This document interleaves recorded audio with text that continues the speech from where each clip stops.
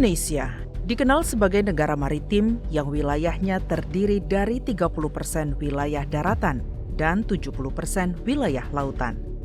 Adapun luas wilayah laut Indonesia mencapai sekitar 64 juta kilometer persegi yang mampu menggerakkan potensi sektor perikanan, khususnya budidaya perikanan, dan menjadi salah satu penopang ekonomi nasional serta sumber pangan penting bagi masyarakat.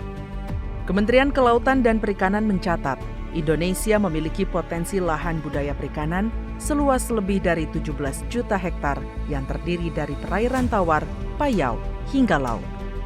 Namun, di balik besarnya potensi budaya perikanan Indonesia, berbagai kendala dan tantangan pengelolaan budidaya perikanan masih terus dihadapi. Anggota Komisi 4 DPR RI Iketut Suwendra menyampaikan, salah satu kendala utama yang membelit petani di sektor budidaya perikanan di berbagai daerah adalah tingginya biaya pakan yang mencapai sekitar 70% dari total biaya produksi. Di tengah harga jual ikan yang stagnan, petani kian tertekan dengan ketergantungan pada bahan baku pakan impor, fluktuasi harga jual hasil budidaya, dan lemahnya serapan hasil panen budidaya ikan.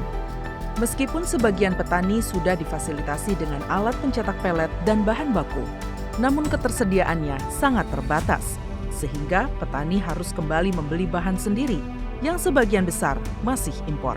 Untuk itu, pemerintah perlu segera turun tangan, khususnya dengan menghadirkan subsidi pakan agar keberlangsungan usaha perikanan rakyat dapat terjaga. Selain itu, ketidakstabilan harga pakan dan minimnya perlindungan bagi petani ikan dapat berdampak serius terhadap keberlanjutan sektor perikanan budidaya.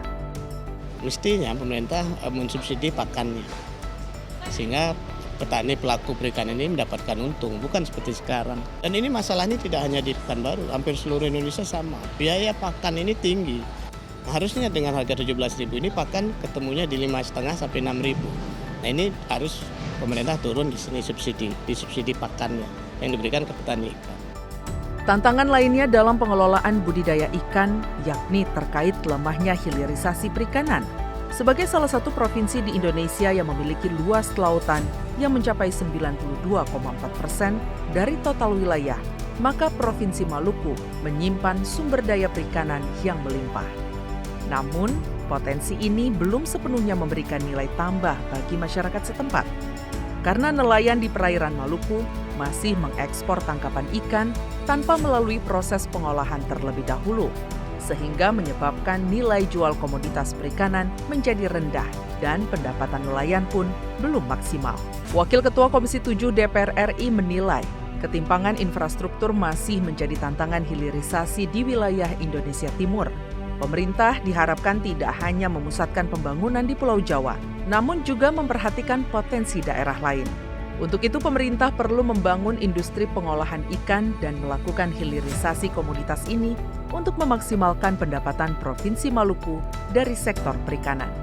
Maluku ini kan punya potensi yang sangat luar biasa. Provinsi Maluku ini kan punya kekuatan misalnya di sektor maritimnya, pengolahan ikannya. Tetapi sampai saat ini, begitu kita cek, ternyata ikan yang ada dari Provinsi Maluku ini adalah diekspor, ya.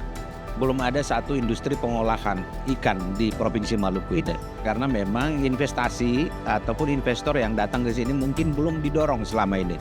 Masih didorong di daerah-daerah di luar Maluku, khususnya di Pulau Jawa. Tetapi mulai saat ini kita ingin mendorong melalui Kementerian Perindustrian untuk adanya sebuah industri pengolahan ikan.